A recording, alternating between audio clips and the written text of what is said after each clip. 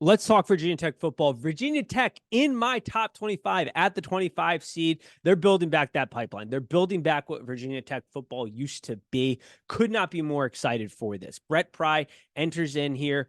FanDuel has their win total at 7.5, DK at 8. This is why it's important to line shop. Last year, 7 and 6.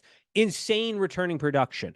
If you don't know the name now, you need to get familiar with it. Kyron Drones is one of the best college football players out there, young college football players. Last year, second in passing efficiency. He took over that Purdue game. Virginia Tech was sort of wavering here. They didn't really have an offensive identity. He gets the reins during the Purdue game. They don't win that game, but it is clear that the lights come on the building, that this team is now starting to build back that pipeline. They've got a bona fide starter here in Drones. And man, were they able to keep him this season? That was the biggest talent acquisition, I think, across the board for this team. They have a ton of returning starters. I think they're most in the country right now in returning production. This team is ready to ball out. They have an offensive line that's going to be the key to all of this. You know, the left side of that offensive line was young last year. I mean, you're starting two redshirt freshmen, not a lot of experience. They've got experience across the board, a little depth. The skill positions are really where they're going to be highlighted. This is the anchor of that team. The wide receiver room is one of the deepest in college football. You get Lane, which is going to probably be the biggest, second biggest name on this team. Returning production value, 41 receptions last year, 13.1 yards per reception, 6 touchdowns. You get the full complement of wide receivers back, including Ali Jennings, who was kind of their big get last season.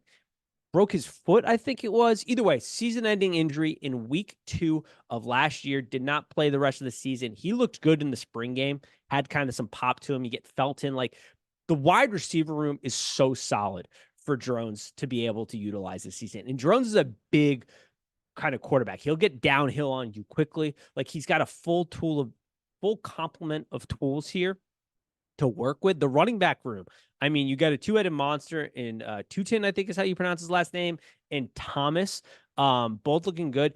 I wanted, though, and this guy's not going to be their bell cow back, but PJ Palura, small, shifty back, jumps off the screen in that spring game with the moves he's able to make in open space. That gives you a nice off-speed pitch, a little depth on the offensive side. Now, defense is where there needed to be some improvement here. Brett Pry is a defensive guy, though. You expected that.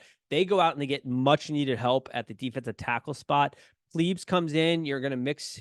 Got great production out of Duke last year. He's going to help shore up the interior part of that defensive line. You got good depth at the edge position. Obviously, Powell Ryland can kind of hold down that edge. Super productive last year. Depth is going to be a problem, though, a little bit at the linebacker position, especially. You bring in Bloomfield. He's a Middle Tennessee transfer. Looked really good in the spring game. Now, you always have to take spring games with the grain of salt, but one of the things I really like about the way Pry does his is it's full contact, it's full go.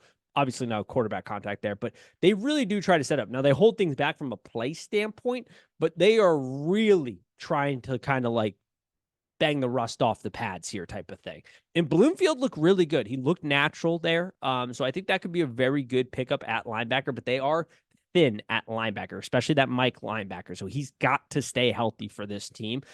Corner position is going to be a lockdown. Like, this defense is really good. I'll go more in depth with this team, but their win total value right now at 7.5, I think is absolutely fantastic. I've gone ahead, full disclosure, and bet over the 7.5 at FanDuel.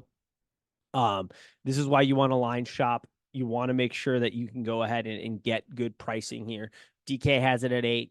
FanDuel has it at 7.5. If you can get better than that, fan-freaking-tastic. But I think when you look at the way their schedule lines up, and when you kind of look at the teams that they're going to be in competition with here, I think this is a really, really good football team. And they're an 8-win football team, I think. Like, there's a couple wins that maybe they can squeak out here, but when you look at the schedule, you look at the talent they're bringing in, you look at that bump that they should get because their skill positions are so good. Chiron is so damn good at quarterback. Like, this is a team that is ready to make a jump. This is a team that I don't think is going to necessarily win the ACC, but is going to be right there at competition level with everybody else in the conference.